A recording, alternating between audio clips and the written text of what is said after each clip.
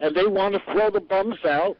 And what's happening is that the people from CARE, the Council on American Islamic Relations, has started an attack on him, and I'm sure they're doing it in unison with the Democrats, because they view this guy Torres as a very real threat this November. They are saying that he used language that was unacceptable to them to describe terrorists. Now, all the guy did was tell what exactly happened on 9/11 and who the enemy is in this war on terrorism. Now, Jim, you know, when you look at all of the terrorist attacks, you know, and remember that long list we have when you answer the question, who flew the airplanes into the Twin Towers? A, Mickey Mouse. B, let's say the Boy Scouts of America. You know what I'm saying? Or the final one would be D, a group of Muslims. Okay? Remember that list? This guy is simply, as you say, he said, let me give the quote here. Here's what upset him. Quote, "It turns out, folks, that they, the Muslims, are here. They are among us. We are at war with Islam. I don't tolerate people who are not tolerant." Now, it was also reported that he said he wants American mosques and imams to openly condemn the terrorist actions. That's all he said. I don't know if you saw the David Horowitz thing when he was talking to the lady. He said, just tell me, you know, about the Jews.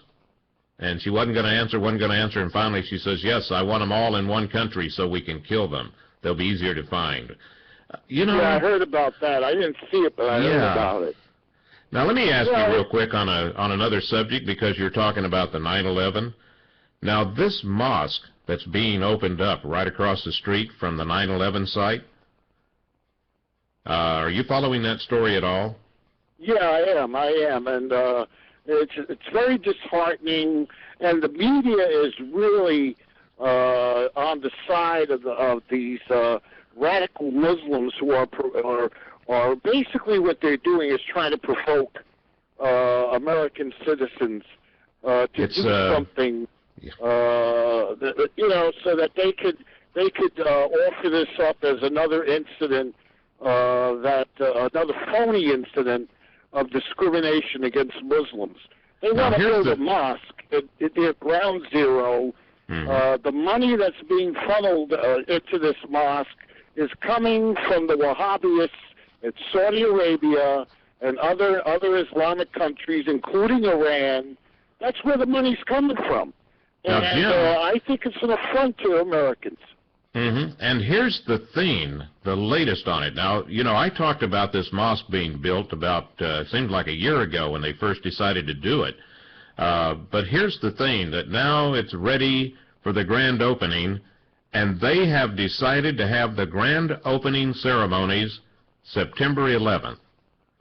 Now, is that not a slap in the face, or am I getting the wrong report on that? I've seen it in print twice. No, that's what they want. That's what they're planning on doing.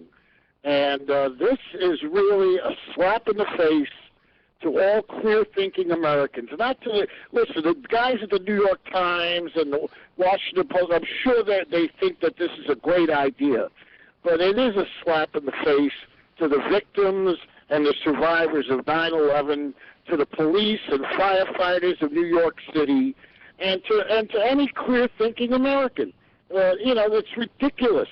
You know, it's like saying that we're gonna put up a mosque near the terrorist bombing that occurred at the pizza place in Israel. You know, I mean, you know, it just boggles the mind where these people come up with this.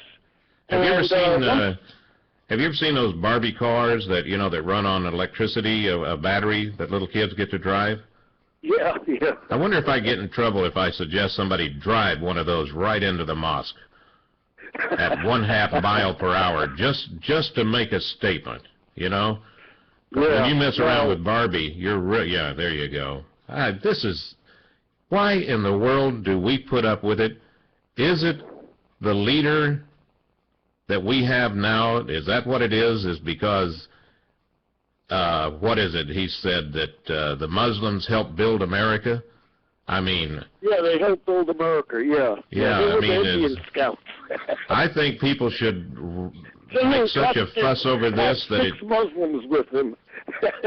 Gee, I'm telling you, boy, this is really, it irks me, and this is not even one of your stories, but you're right there on ground zero, Jim, and that's why I bring it up to you. Jim Kouri, Vice President. What I'm doing is I'm giving you a big plug here because we're going into a break.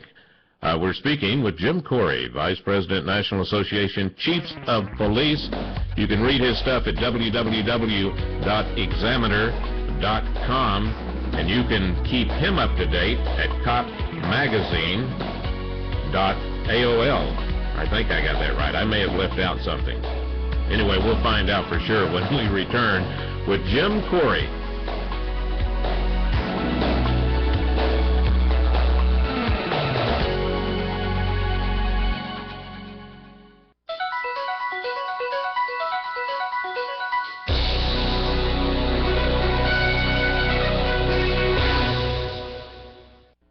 Help! I've fallen and